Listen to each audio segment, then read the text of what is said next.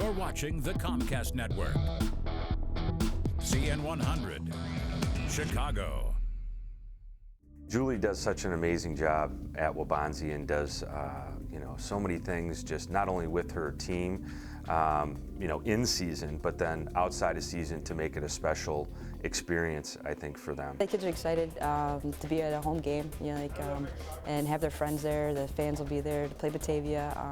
We used to play them last year in the Upstate 8, and now we've moved on to the DVCs, but there's still a little bit of a rival there. We try to pick 3 things per game that as a team we want to kind of focus on with the level of play that they'll bring to the match, being physical to maybe connect passes, all right, consistently during the match. And then against good teams, you're going to get limited number of opportunities, so you want to finish those opportunities. Saturday's game will be another test. Every time we play, you learn something, and hopefully you can get all of this together for the end of the season and knowing what buttons you can push and what you have in what situation. I'm looking forward to some great competition with her girls, and I like playing on their field. Their field is a soccer-specific field that really allows for some quality play. I'm pretty excited for Saturday. Welcome to Aurora, everybody, for the CN100 Game of the Week. Today it's a girls' soccer match between Batavia and Waubonsie Valley. Hello, everybody. I'm Jim Blaney, along with Matt Rodewald. An early season matchup, but an important one nonetheless, Matt, especially for Batavia. They beat Plainfield North, one of the power programs in the area, shut them out 3-0 on Tuesday. They're 7-0 in the season. If they win this game today, I think they announce to everybody, we are just as good as all the teams that are in DuPage County. Absolutely, and when you talk about early litmus tests, this is a one on the list. And for teams that are up and coming and unbeaten, they want to be able to put that resume together and really make a nice message for everybody heading into the state tournament. On the other hand, their opponent today, Waubonsie Valley, one of the premier girls soccer programs in the state, multiple state championship banners hanging inside the gym. Another good team this year, and as usually happens with Julie Bergstrom's teams, they get started a little slow. They lost their first game of the year. They've got some injuries, but let's face it, they're just as good as they've always been. And they're always a competitive program, and they will always be there at the end. That's one of the things that really matters for Waubonsie Valley. It takes them a little bit to get going, to try and find that chemistry. They may have not found that yet. Maybe today is the day they start to find it. And a chance and maybe a breakthrough, and here's the first good scoring opportunity of the game, and Batavia strikes first. Bulldogs take a 1-0 lead. Opportunity strikes early. You force the chances in. You get enough chances to break the door down, and you get individual space like this. There's nothing that's going to stop you. Really no chance for Sarah Young. She tried to cut off the angle there, but just not enough. And a goal for Batavia. Sarah had as much of a chance as I did. I don't think you had scoring opportunity.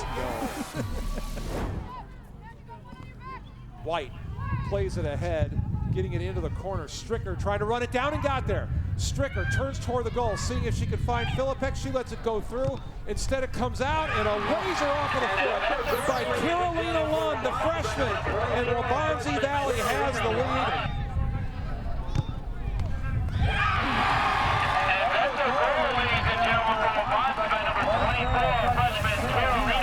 We talked about it earlier and hinted the fact that, they're going to take on some losses because they early on, this Waubonsie program notoriously has started off. And that one's tapped down and through by Lenz. Young had to come out and play it, and Lenz puts it between her feet. And like that, Batavia has tied it up 2-2. Watch the opportunity created here. Set up nicely, and a deflection really puts it right for Lenz at the old breadbasket.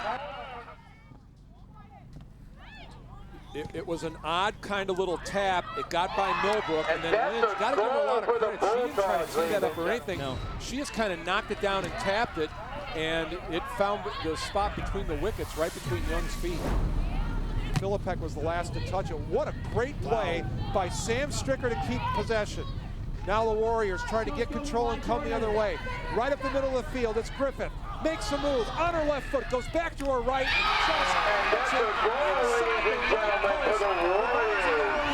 post. 15 minutes left. That was as fantastic of an individual effort as we have seen all day long. Sarah Griffith, the junior heading to Purdue in 2 years. Watch her move past the defense one by one, gets by one defender, and then lines it up, fires it to the right, and into the net for the Waubonsie Valley lead. Any coach will tell you now the next couple of minutes after scoring a goal are huge. 9 minutes left, trying to mount a challenge, trying to get it to McCarron. White got a head on it. Loose ball, top of the box, knocked around. Batavia able to come down with it. Reinecke trying to go upper 90. Young had to get a hand on it. It'll be a corner kick for Batavia.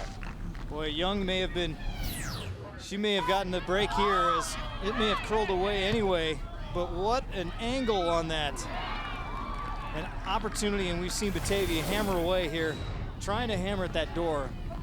Will the Bulldogs be able to knock it down? To view this exclusive Xfinity TV programming in its entirety, check the CN100 schedule for a list of airtimes, or view this program anytime on demand by selecting Get Local and choosing CN100.